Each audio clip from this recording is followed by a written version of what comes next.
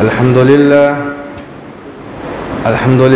नहमदुहु व नस्तईनुहु व नस्तगफिरुहु व नु'मिनु बिही व नतवक्कलु अलैहि व नऊज़ु बिल्लाहि मिन शुरूरि अनफुसिना व मिन सय्यिआति अमालिना मन यहदिहिल्लाहु फला मुज़िल्ल लहु व मन युज़लिलहु फला हादिय लहु व नशहदु अन ला इलाहा इल्लल्लाहु वहदहु ला शरीका लहु व नशहदु अन्न सय्यिदना व सनदना व शफीअना व हबीबना व मौलाना मुहम्मदिन व बारिक व सल्लिम।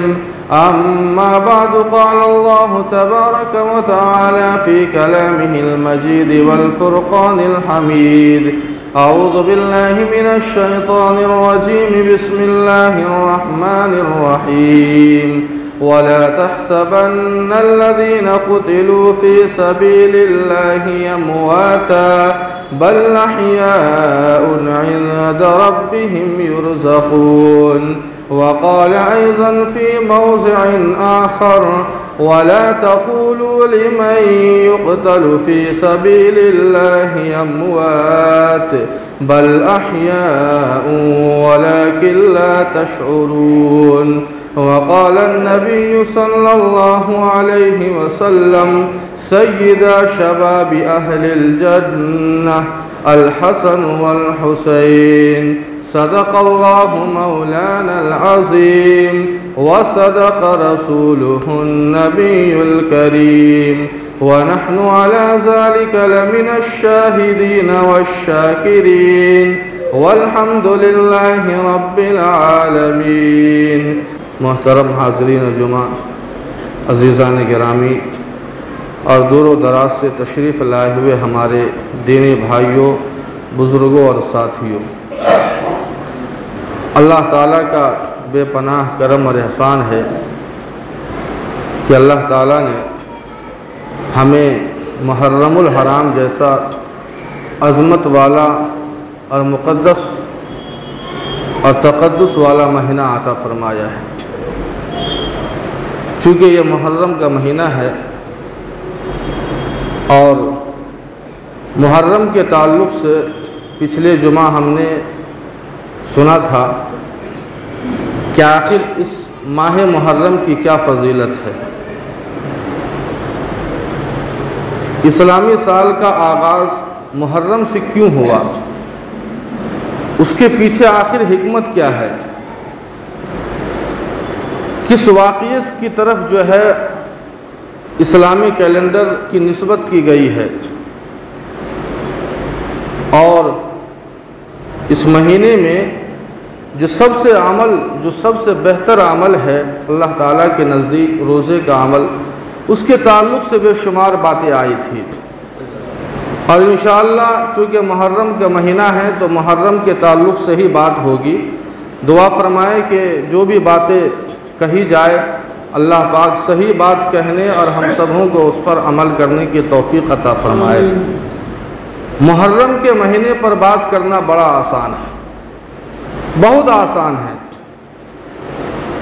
इसलिए आसान है कि इस पूरे महीने में, पूरे माह मुहर्रम में आप जहाँ भी जाएंगे, जिस मस्जिद के अंदर आप चले जाएं, जुमा में आपको सिर्फ एक ही मौजू नज़र आएगा और वो मुहर्रम का मौजू होगा कि आखिर इस महीने की अहमियत क्या है और इस महीने के ताल्लुक़ से कुरान व हदीस के अंदर क्या क्या हिदायत और फरामीन है। और इस महीने में मुहर्रम के ताल्लुक़ से बेशुमार जलसे और जुलूस भी होते हैं। और अगर आप यूट्यूब पर चले जाए, ज़्यादा लिखने की ज़रूरत नहीं है, सिर्फ मुहर्रम आप लिखें तो आपको इतने बयानात आपको मिल जाएंगे कि आपके पास वक्त नहीं होगा उन बयानात को सुनने का। और मार्केट के अंदर आज मुहर्रम के ताल्लुक़ से इतनी किताबें मौजूद हैं कि जिन्हें इंसान मुकम्मल तौर पर ख़रीद भी नहीं सकता है। और हर फ़न के फ़नकारों ने इस मुहर्रम के ताल्लुक़ से अपनी किस्मत आजमाई की है, चाहे वो शायर हो, चाहे वो फिर मरसिया निगार हो, या फिर ये कि वो गुलकार हो। हर एक ने इस महीने के ताल्लुक़ से अपनी किस्मत आजमाई है। इसलिए इस मुहर्रम के ताल्लुक़ से बात करना बड़ा आसान है, कोई मुश्किल नहीं है। आए दिन हम और आप सुनते हैं और हर बच्चे तक की ज़ुबान के ऊपर ये माह और ये महीना रहता है कि मुहर्रम का महीना है, मुहर्रम में क्या होता है, हर एक को पता है। लेकिन हाज़रीन, मुहर्रम के ताल्लुक़ से बात करना जितना आसान है उतना मुश्किल भी है। जो चीज़ जितनी आसान नज़र आती है, बज़ाहिर बड़ी आसान नज़र आती है, लेकिन हकीकी मानों में वो काम बड़ा मुश्किल होता है, बड़ा मुश्किल होता है। हम और आपने मुहर्रम के महीने को जितना आसान समझ लिया है, मुहर्रम पर बात करने को जितना हमने आसान समझ लिया है, यकीन मानिए उतना ही मुश्किल है। और मुश्किल इसलिए है कि मुहर्रम के ताल्लुक़ से इतने झूठ फैलाए गए हैं और मुहर्रम के ताल्लुक़ से इतने प्रोपेगेंडे फैलाए गए हैं, इतना झूठ का सहारा लिया गया है कि हमें ये पता नहीं चलता है कि इस मुहर्रम के ताल्लुक़ से कुरान और हदीस के अंदर क्या हिदायत और फरामीन है। सच्चाई का पता नहीं चलता है, झूठ ही झूठ, प्रोपेगेंडा ही प्रोपेगेंडा। हकीकत क्या है, सच्चाई क्या है, वो हमें नज़र नहीं आती है। और इंसान हकीकत और सच्चाई की तरफ बहुत कम माइल होता है। लेकिन एक झूठ और एक प्रोपेगेंडा अगर हो तो हम और आप उसकी तरफ जल्द माइल हो जाते हैं, उसे कबूल भी कर लेते हैं, और वो भी दीन समझकर कबूल करते हैं। एक रस्म और रिवाज और एक प्रोपेगेंडा या झूठ समझकर नहीं, बल्कि दीन का एक हिस्सा समझकर हम कबूल कर लेते हैं। लेकिन हकीकत ये होता है कि वो दीन का हिस्सा नहीं होता है, बल्कि गैरों की तरफ से छोड़ा हुआ शोशा होता है, प्रोपेगेंडा और झूठ होता है। लेकिन आज मैं आपके सामने झूठ नहीं बोलूँगा, मैं आपके सामने जो कुछ बोलूँगा सच बोलूँगा, और कुरान और हदीस की रोशनी में मैं बोलूँगा। इसलिए दुआ फरमाएं कि जो भी बातें कही जाए, अल्लाह पाक हमें समझने और उस पर अमल करने की तौफीक अता फरमाए। हाज़रीन, सबसे पहला झूठ और प्रोपेगेंडा ये फैलाया जाता है हमारे माशरे में कि ये महीना मातम का महीना है, गम का महीना है। ये सबसे पहला प्रोपेगेंडा है, याद रखें। ये महीना मातम का महीना है और गम का महीना है। इस प्रोपेगेंडे को आप याद रखें, इसके पीछे की लॉजिक समझिए, वजह समझिए कि आखिर इस महीने को मातम का महीना क्यों कहा जाता है, इस महीने को गम का महीना क्यों कहा जाता है। हत्ता के बाज़ तो ऐसे भी हैं हमारे और आपके दरमियान जो इस महीने को इतना मनहूस समझते हैं कि वो शादी ब्याह तक नहीं करते, जबकि आपने सुना इससे पहले कि महीना कितना मोहतरम महीना है। अल्लाह ताला ने कुरान पाक के अंदर जिन हुर्मत वाले महीने का जिक्र फरमाया है, 4 महीनों में एक मुहर्रम का भी महीना है।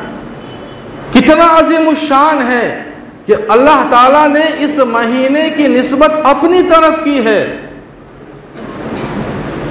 जिस महीने की शान ये हो, क्या उस महीने में, उस महीने को हम और आप इतना मनहूस समझ लें कि हम शादी और ब्याह तक न करें, काले कपड़े पहने और काले कपड़े पहनकर गम और मातम का इजहार करें। उसके पीछे की वजह क्या है वो हम और आप समझिए।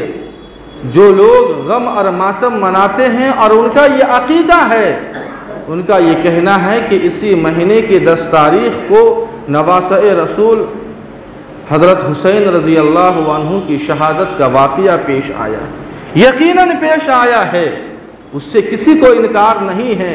लेकिन हम और आप ये समझने की कोशिश करें कि आखिर शहादत ये गम और मातम मनाने की चीज़ है या बुलंदी मकाम की चीज़ है, काबिल फ़ख्र की चीज़ है, ये हमें और आपको समझना होगा। आइए सबसे पहले हम और आप कुरान पाक से पूछते हैं। सबसे पहली बात तो ये है कि शहादत गम और रंज मनाने की चीज़ नहीं है। ये मैं और आप नहीं कह रहे हैं, ये मेरे और आपके रब का कलाम कहता है।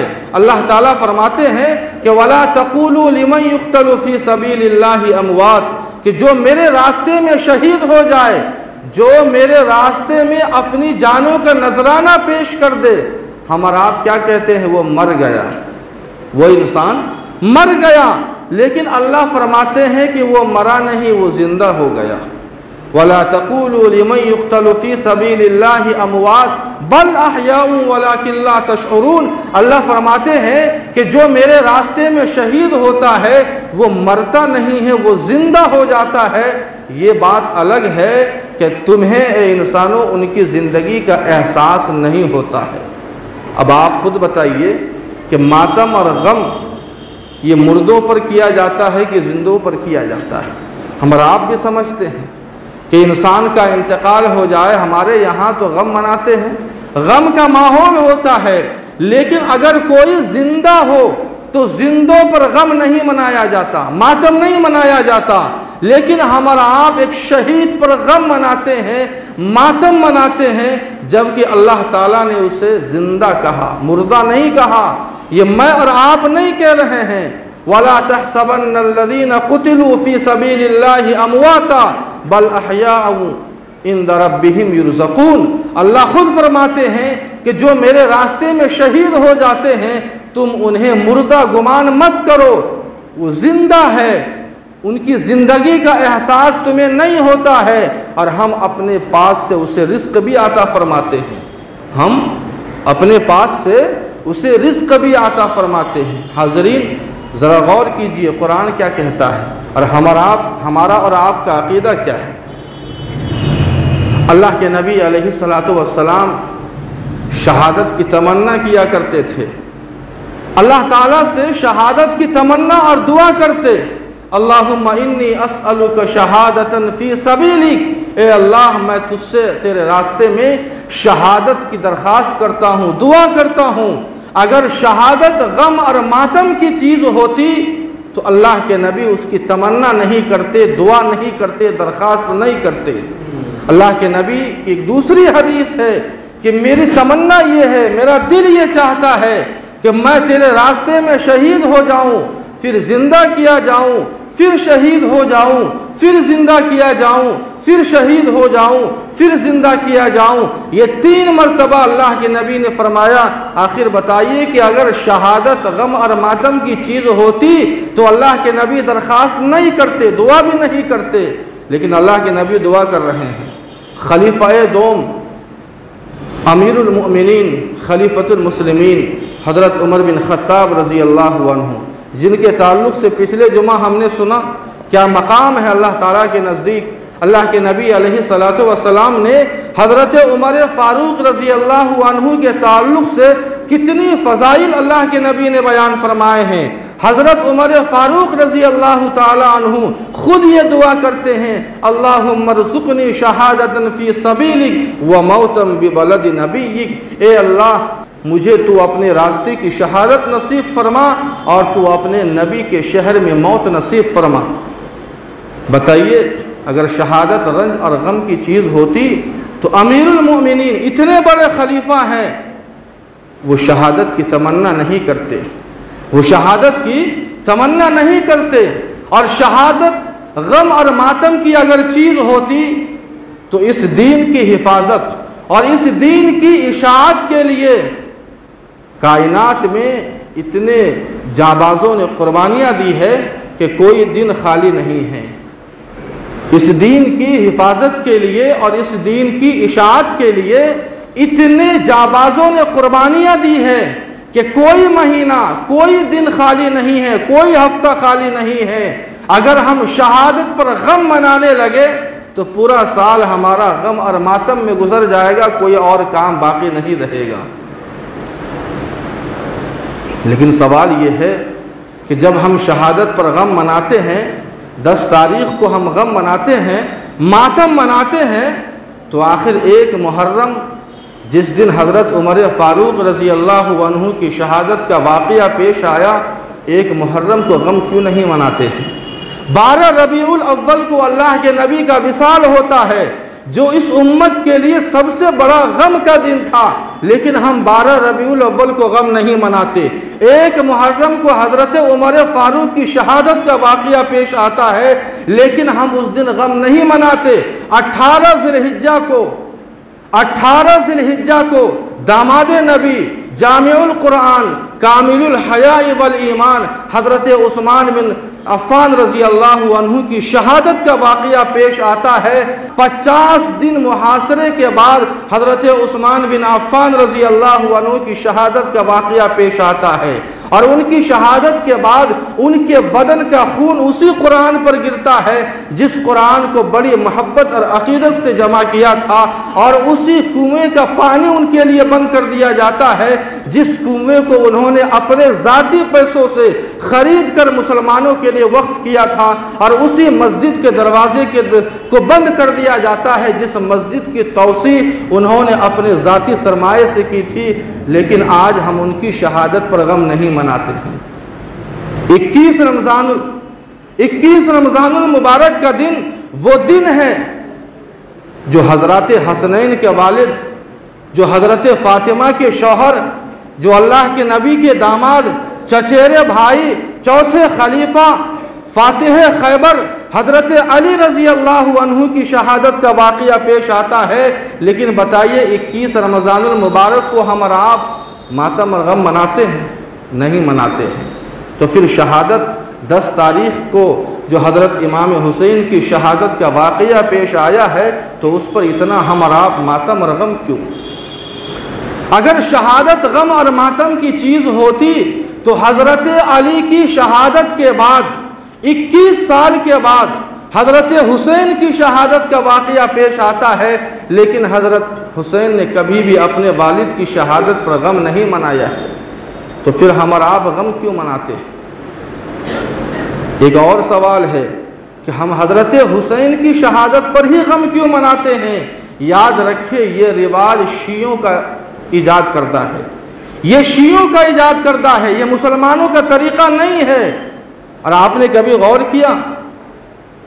आपने इस बात पर कभी गौर नहीं किया होगा कि करबला के शहीदों में सबसे पहला अगर कोई नाम आता है तो वह हज़रत अली के बेटे मोहम्मद बिन अली का आता है, और करबला के मैदान में सिर्फ हज़रत हुसैन की शहादत का वाक़या पेश नहीं आया है, हज़रत अली के दूसरे बेटों का भी वाक़या की शहादत का वाक़या पेश आया है। अबू बकर इब्ने अली, उमर इब्ने अली, उस्मान इब्ने अली, मोहम्मद इब्ने अली, ये सारे हज़रत अली के फ़र्जंद हैं जिन्होंने इस दीन की हिफाजत के लिए जामे शहादत को नोश किया था। लेकिन आज हम उन तमाम शहीदों को हम भूल चुके हैं। अगर याद है तो सिर्फ हज़रत हुसैन की शहादत का वाक़या याद है, और ये मुसलमानों ने का ईजाद करदा नहीं है, ये शियों का ईजाद करदा है।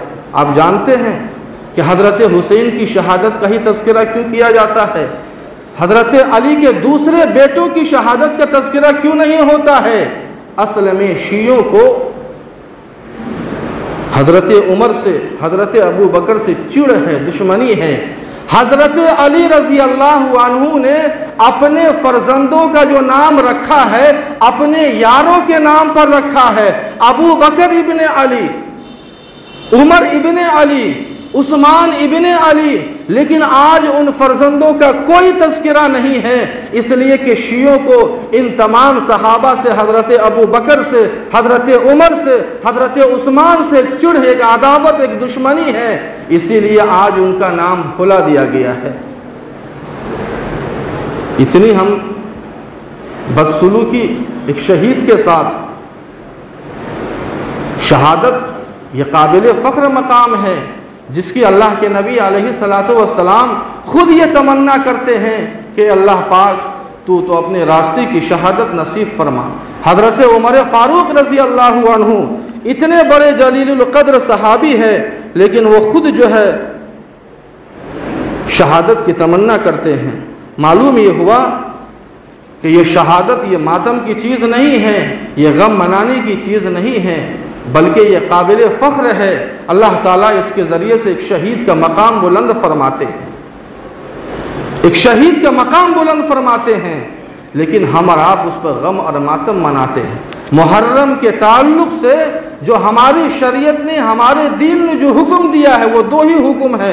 आपने इससे पहले भी सुना, एक तो रोज़ा रखना और उस दिन अपने अहलो अयाल को अच्छा खाना खिलाना।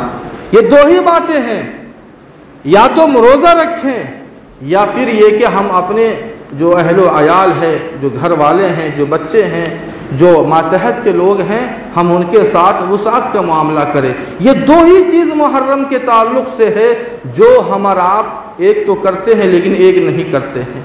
इसलिए ज़रूरत इस बात की है कि हम और आप इन बातों पर अमल करें और इस बात को हम और आप समझ लें कि ये शहादत गम और मातम की चीज़ नहीं है, और ये दरअसल शीयों का ईजाद करदा रिवाज है जो हमने और आपने कबूल कर लिया है, जिसे छोड़ने की ज़रूरत है। इंशाअल्लाह हज़रत हुसैन की शहादत का वाक़या फिर आएगा। दुआ फरमाए कि जो भी बातें कही है उन तमाम बातों पर अमल करने की तौफ़ीक़ अता फ़रमाए। वमा अलैना इल्लल बलाग़।